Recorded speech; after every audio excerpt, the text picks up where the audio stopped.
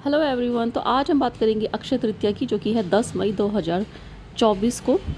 तो इसका शुभ मुहूर्त कब है, राहु काल कब है, इसमें आपको क्या खरीदना चाहिए, इसका साइंटिफिक महत्व क्या है, तो सभी बातें इस वीडियो में हम डिस्कस करेंगे। और आपको क्या नहीं करना चाहिए और कौन सा रिचुअल इस दिन आपको करना चाहिए।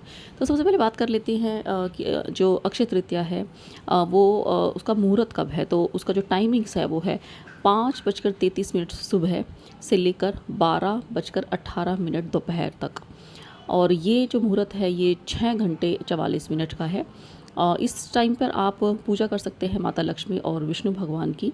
और जो आपको राहु काल में आपको वो चीज़ें नहीं खरीदनी है। जो राहु काल है वो है 10:45 से 12:23 तक का जो राहु काल है, इसमें आपको जो है चीज़ें नहीं खरीदनी है। अब बात कर लेते हैं कि इसमें आपको क्या क्या चीज़ें खरीद सकते हैं। तो देखिए, माता लक्ष्मी जो है उनको 16 श्रृंगार इस दिन अर्पित किया जाता है, दान दिया जाता है। सोना चांदी खरीद सकते हैं आप, घड़े का दान कर सकते हैं, चने की दाल का दान कर सकते हैं। इस दिन खासकर इस दिन जो है पंखे का दान किया जाता है। दूध, दही, सुराही, आप इन सब चीज़ों में से कोई भी दान कर सकते हैं। तो इस दिन सोना चांदी खरीदना काफ़ी शुभ माना जाता है। और आपको बस इतना ध्यान रखना है कि राहु काल में आप इसे ना खरीदें। और इसमें आपको जो है जो चीज़ें नहीं करनी है जिससे कि आपको नेगेटिव इम्पैक्ट देती हैं, ये चीज़ें जैसे कि आपको कांच का सामान नहीं खरीदना है, स्टील का सामान नहीं खरीदना, कोई भी शार्प जो भी जैसे चाकू है, सुई धागा है, ये सब नहीं खरीदना है। प्लास्टिक की चीज़ें नहीं खरीदनी है। और आपको जो शनि की जो चीज़ें हैं जैसे कि तेल है, काला कपड़ा, काला तिल, ये सब नहीं खरीदना है।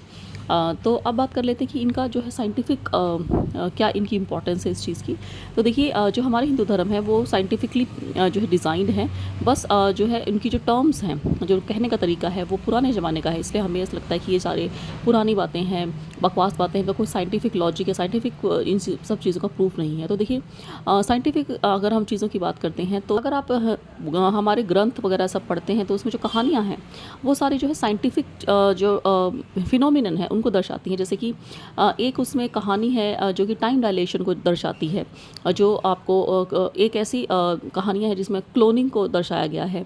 तो जो सारी साइंटिफिक फिनोमिनन है वो सारी चीज़ें कहानी के रूप में बताई गई हैं हमारे धर्म ग्रंथों में। तो इन सब चीज़ों का साइंटिफिक जो है महत्व होता है। इसमें जो टाइमिंग्स जो होते हैं, जैसे कि आज की तो अक्षय तृतीया की अगर हम बात करें तो इसमें जो टाइमिंग्स है उस टाइम जो एनर्जी हमारे है, उस तरह प्लैनेट्स की जो सिचुएशन इस तरीके की है जो उस टाइम पे पॉजिटिव एनर्जी होती है। और अगर जैसे हम राहु की बात करते हैं, राहु काल है, तो उसका मतलब ये होता है कि आपके जो उस टाइम पे जो एनर्जी सिस्टम इस तरीके का है कि आपको उस टाइम कोई अच्छा कार्य नहीं करना चाहिए। तो ये सारी चीज़ें अब धीरे धीरे साइंटिफिकली प्रूव होती जा रही हैं।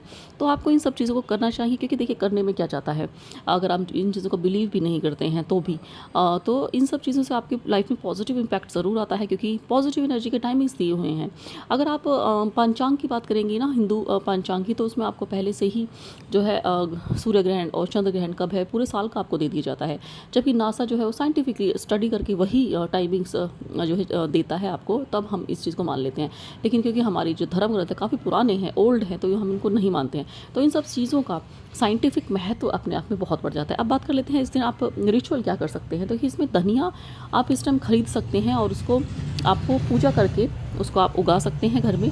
और इस दिन जो शिव जी को जो है गन्ने के रस चढ़ाया जाता है। और अगर आपके पास विष्णु जी की या फिर माता लक्ष्मी की आपके पास मेटल की कोई मूर्ति है, तब भी आप उन पर जो है गन्ने का रस चढ़ा सकते हैं।